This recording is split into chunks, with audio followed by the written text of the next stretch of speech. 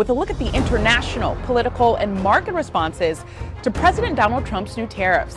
U.S. tariffs came into effect in the early hours of this morning, and so did the Canadian response. Making America rich again and making America great again, and it's happening, and it will happen rather quickly. There'll be Canada. North America's cool-headed neighbour is now on the world agenda with one of its harshest trade curbs. On March 4th, Donald Trump imposed 25% tariffs on Canada and Mexico, shaking relations with Ottawa, for many years one of its biggest trading partners. tariffs, 25% on Canada and 25% on Mexico, and that'll start. Trump was perhaps overconfident about the tariffs and his economic management, even assuming that Canada and Mexico would meekly accept them. But this has not been the case at all. On March 4th, Trump actually started a very critical trade duel in the Americas, targeting not only steel and aluminum, but also critical items from automotive to energy. This move shakes the North American free trade chain to its foundations. Trump's confidently imposed tariffs have created a huge shock, but Canada was not about to back down. The sanctions that Trump has imposed since his inauguration have collided with a big rock. Canada had told Trump that it would not let him have his way, but Trump did not take it seriously. Recent developments have proved to the world how serious Canada is. They point out that even though you're a very smart guy, this is a very dumb thing to do. Canada responded with lightning speed to Trump's tariffs, which came into effect on March 4th, creating a huge shockwave in the United States. Canada's tariff list includes very sensitive and indispensable products for America. The list includes many items such as steel, aluminum, automotive parts, trucks, agricultural products, and even foods that will affect the daily lives of consumers. Moreover, the talks are not limited to additional taxes. Cutting off the supply of crude oil, natural gas, and electricity is also on the table. "We will cut off your energy," Canadian provincial presidents have said, sending United States refineries and consumers into a panic. So how can Canada's shocking retaliation list, which includes $107 billion worth of United States products, force Washington into a corner? On the one hand, Trump says, trade wars are easy to win. On the other, Canadian Prime Minister Trudeau is taking steps to escalate the severity of the retaliation with the message, "We will not bow to unfair decisions." At the same time, Mexico is facing similar tariffs, further escalating tensions in North America. Domestically in the United States, farmers and industrialists have begun to openly voice their concerns about this harsh protectionism. How will global markets react to a lose-lose trade relationship between two big neighbours? Or will logic prevail and the two sides come to the table soon?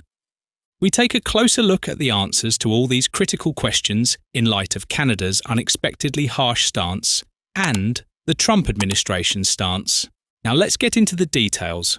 World trade is evolving as economic relations between countries become increasingly complex. One of the most striking examples of this complexity is the protectionist trade policies initiated by United States President Donald Trump during his term in office. Through high tariffs, the Trump administration has sought to protect the United States domestic industry and reduce the trade deficit. In this context, even close allies like Canada have been forced to develop defense mechanisms against these unilateral United States policies. Canada has historically had strong trade relations with the United States. Nevertheless, Trump has directly targeted Canada's economic interests by increasing tariffs. These tariffs, especially on strategic sectors such as steel and aluminum, have the potential to undermine Canada's existing trade balances and the competitiveness of local industrialists. In this situation, Canada did not delay in taking countermeasures and reacted effectively in the international trade arena by imposing tariffs against the United States. The Canadian government announced a comprehensive package of counter-tariffs against United States-made products after President Donald Trump's administration confirmed on March 4th that it would impose tariffs against Canada and Mexico. But very importantly, tomorrow tariffs, 25% on Canada and 25% on Mexico, and that'll start. The facts establish very clearly that Canada will not let this unjust decision go unanswered, Prime Minister Justin Trudeau said in a statement. Hours before his administration imposed sweeping import duties on America's closest neighbours, the United States President claimed there was no room left for a deal to prevent their implementation. Under the plans, all Mexican exports to the United States would be subject to a 25% tariff. Most exports to Canada would be subject to a 25% tariff, and energy products would be subject to a 10% tariff. The 10% tariff on China was doubled last month to 20%, according to a White House directive.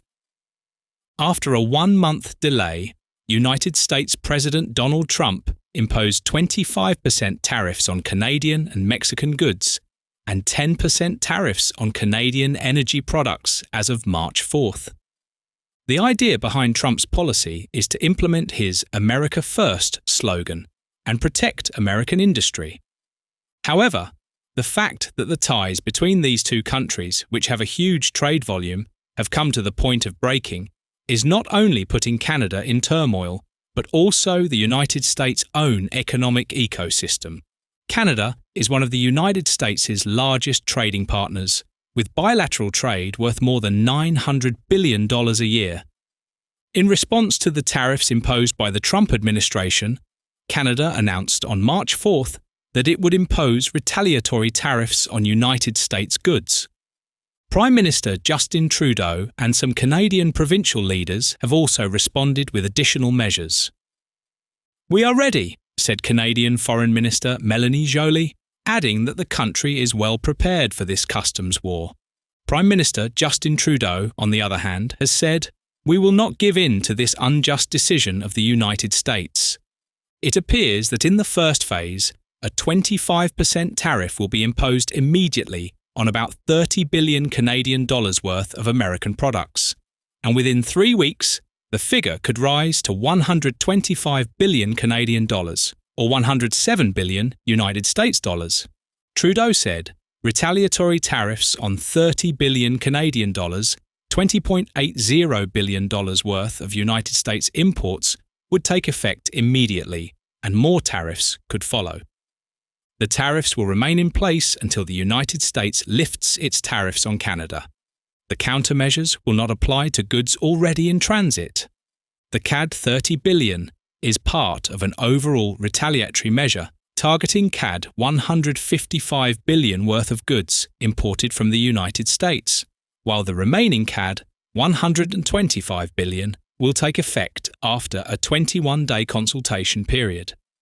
The first part of the retaliatory package includes 1,256 products such as orange juice, peanut butter, wine, liquor, beer, coffee, household appliances, clothing, footwear, motorcycles, cosmetics, pulp and paper. In terms of import values for some key products, cosmetics and body care products are worth 3.5 billion Canadian dollars.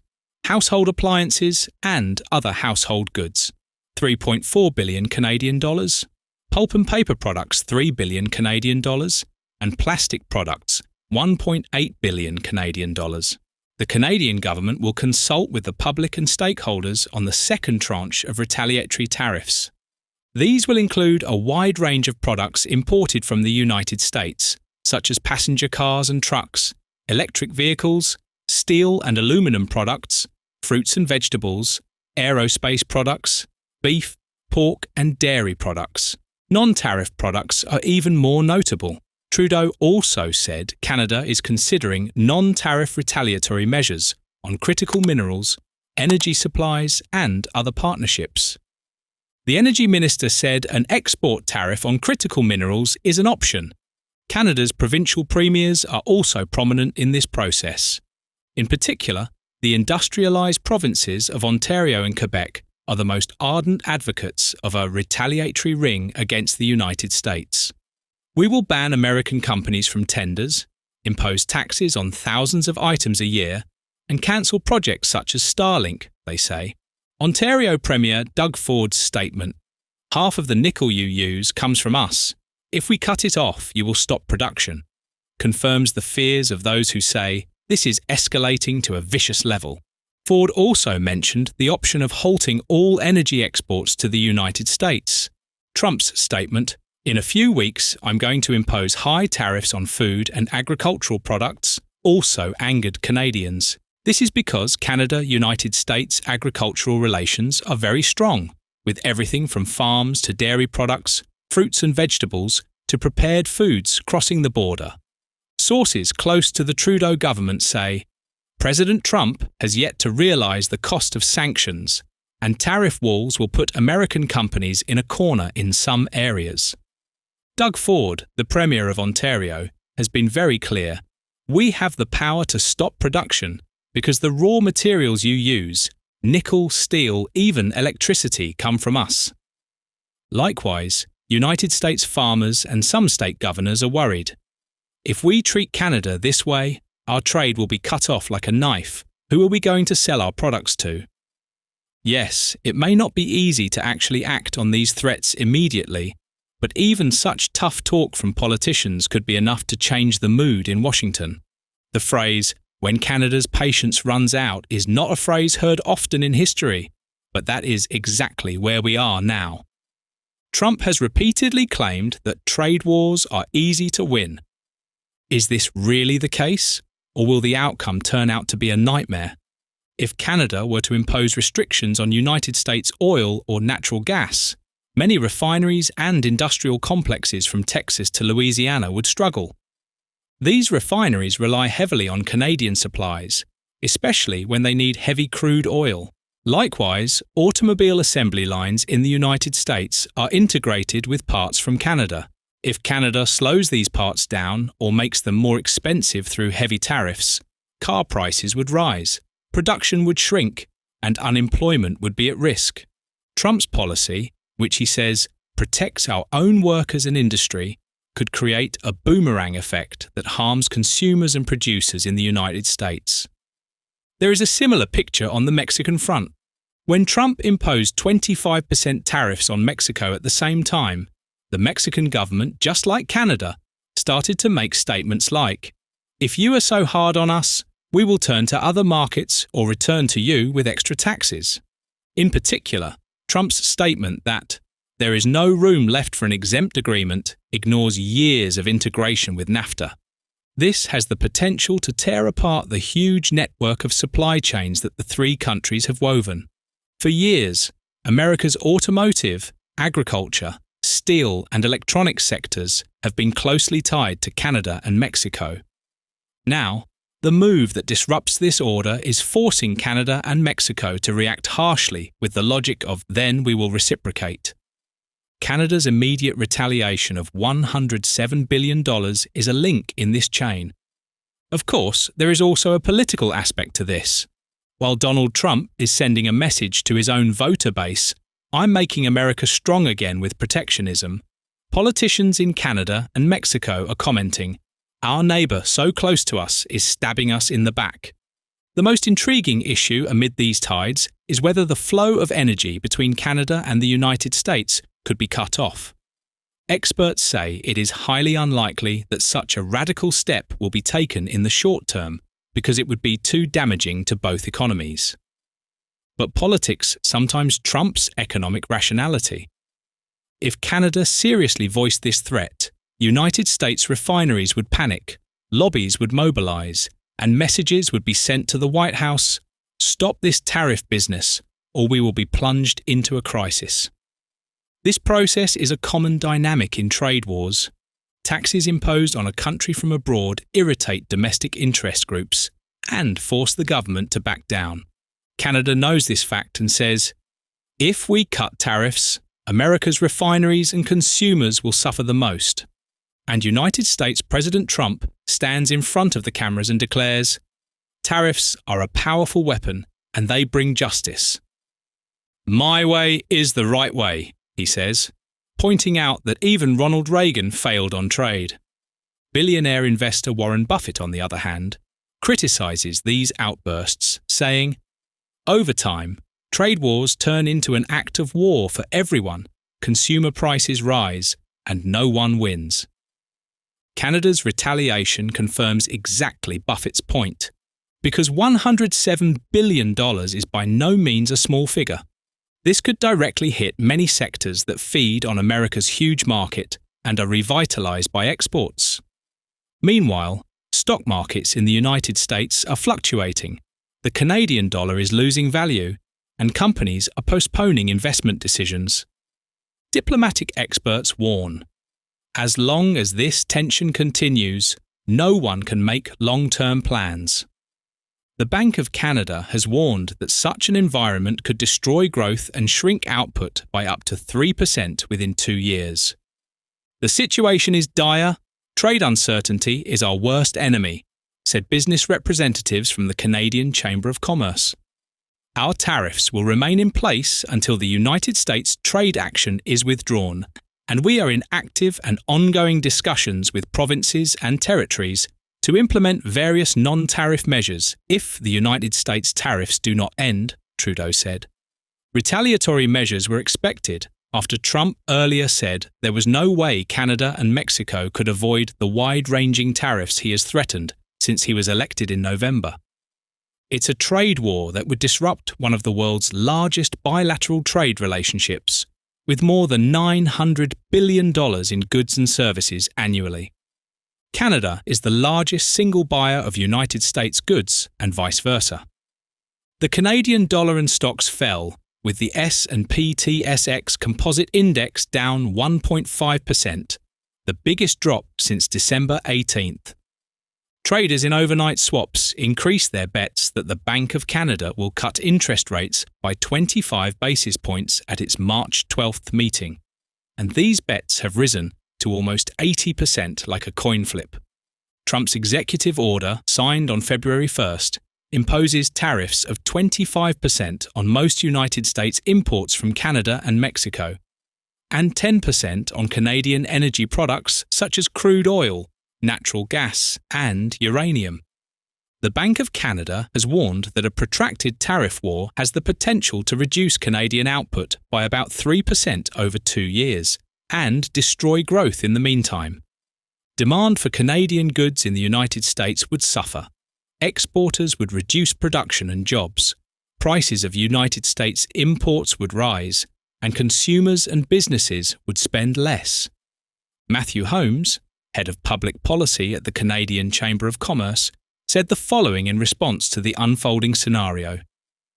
The uncertainty created by President Trump's drip of tariff threats has already hurt businesses on both sides of the border. We have a long way to go before Canada and the United States can become trusted economic partners again. Businesses can't change their entire model to avoid tariffs and then switch back again, depending on what politicians decide on any given day. Ultimately, there are no winners in a trade war, but leaders don't seem to care much about this thesis. Canada's retaliation, the imposition of tariffs on $107 billion worth of United States goods, the province of Ontario playing the electricity and nickel card, and voices in Alberta saying we'll cut off power all add up to a very tense situation in North America. Trump said, "Retaliation against tariffs. Go ahead, I'll bring a second wave. It seems that this problem will not be solved easily. It is in everyone's interest that diplomacy comes into play as soon as possible, and a reasonable agreement is reached.